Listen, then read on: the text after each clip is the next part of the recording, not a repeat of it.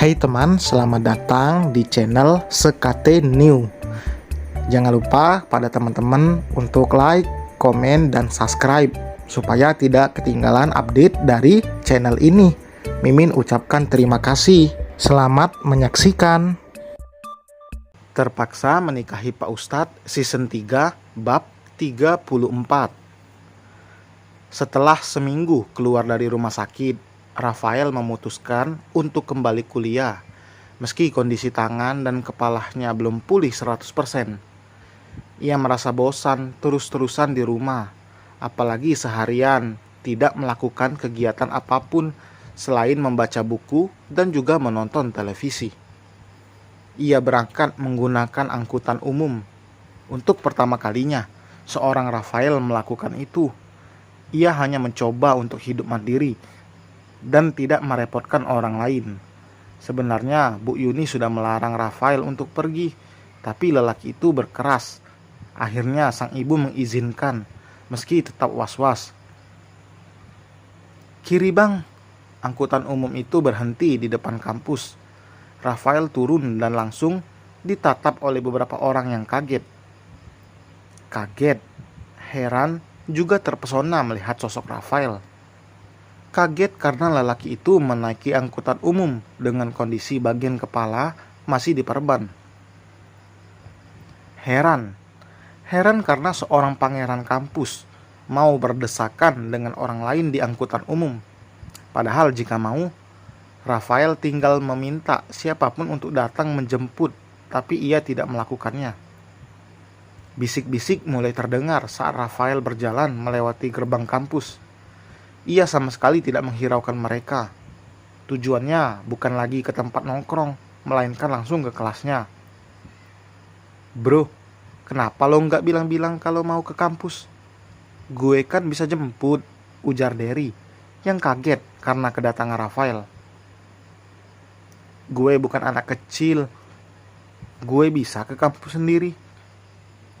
Emang lo udah sehat? Mau ngampus segala? Derry menarik kursi lalu duduk di hadapan Rafael. Tangan gue masih bisa dipakai nulis. Otak gue juga gak retak. Jadi gue gak punya alasan buat diem terus di rumah, tuturnya dengan santai. Alah, gue tahu modus lo apa. Lo mau ketemu Syahana kan?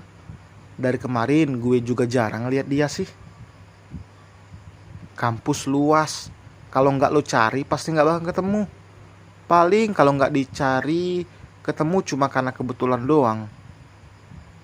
Derry memicikan mata menatap Rafael. Lo udah kangen berat kan? Padahal cuma beberapa hari doang nggak ketemu. Terakhir ketemu di rumah sakit ya. Rafael menghela napas panjang. Ia mulai menatap wajah. Ia mulai memasang wajah serius dan menatap Derry dengan sorot tajam. Lo temen gue bukan? Tanya Rafael tiba-tiba. Lelaki itu mengernyit heran. Lo ngomong apa sih? Jangan-jangan lo hilang ingatan lagi. Gue serius. Kalau lo emang anggap gue masih temen lo, jangan pernah lo kasih info apapun lagi ke bajingan itu. Sekali lagi gue tahu lo ngelakuin itu. Jangan pernah harap gue mau kenal lo lagi. Derry terdiam.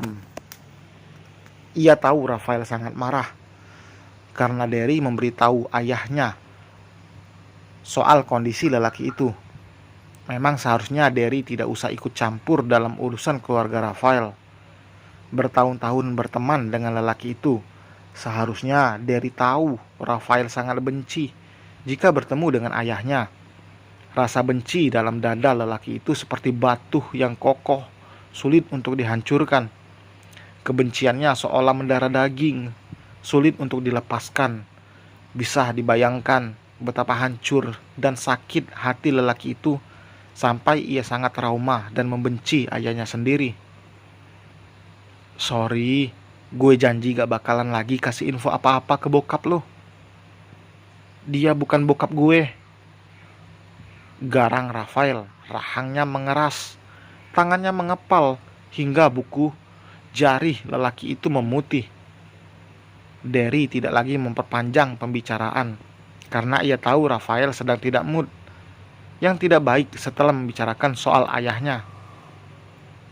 Akhirnya Derry mengalihkan pembicaraan dengan membuka materi beberapa hari lalu karena Rafael tidak masuk. Hari ini Matiin tidak bekerja karena kemarin baru saja selesai pembangunan rumah. Ia hanya menunggu pekerjaan lain. Pamannya sudah pulang kampung. Tadi subuh perginya untuk membantu sang istri menjualkan tanah milik Matiin yang sampai saat ini masih belum laku. Ia menjemput sang istri. Matiin menunggu di taman sambil membaca buku. Salah satu hobinya adalah membaca buku di tempat yang sejuk seperti taman. Apalagi tidak banyak orang di sana.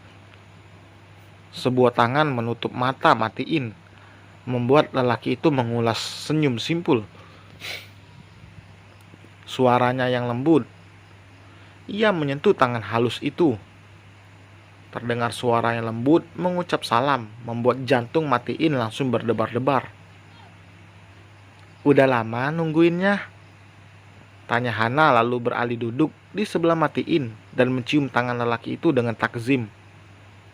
Pernikahannya belum genap 2 minggu, tapi Hana berusaha untuk terus mendekatkan diri dan mengakrabkan diri pada sang suami.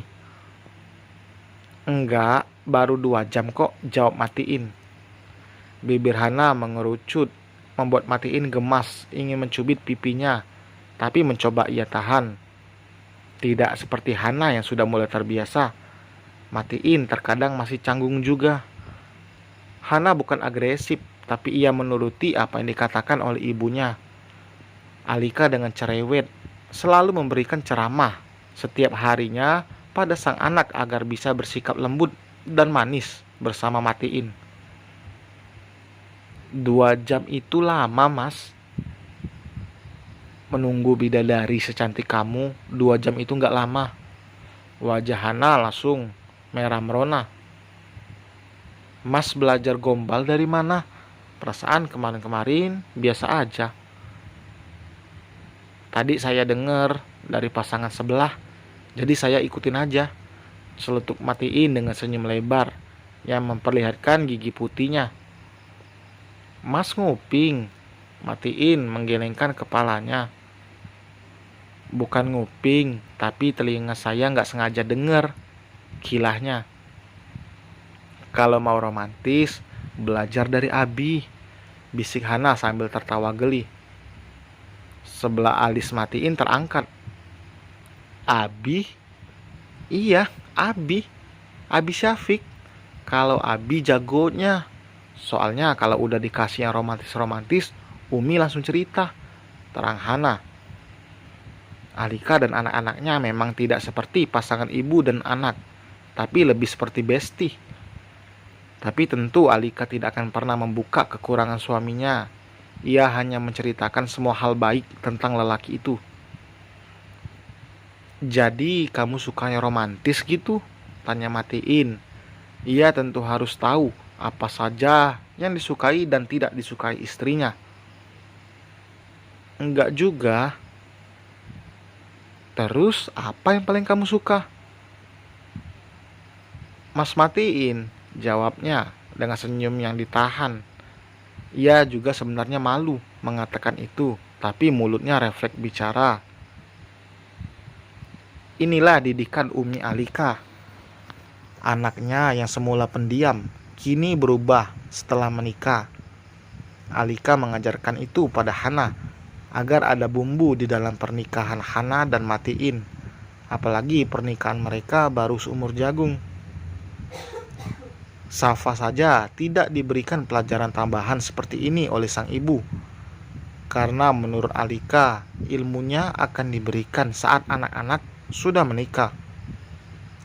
Hanya Alika yang membuat teori ini sendiri, bukan berdasarkan buku, melainkan berdasarkan pengalaman. "Masya Allah, kamu bisa aja bikin saya senyum." Matiin mengusap puncak kepala Hana. "Itu bakalan jadi tugas wajib aku," Soalnya senyuman Mas itu nuler, celetuknya. Matiin refleks mendekatkan wajahnya. Hana langsung menahan dada sang suami.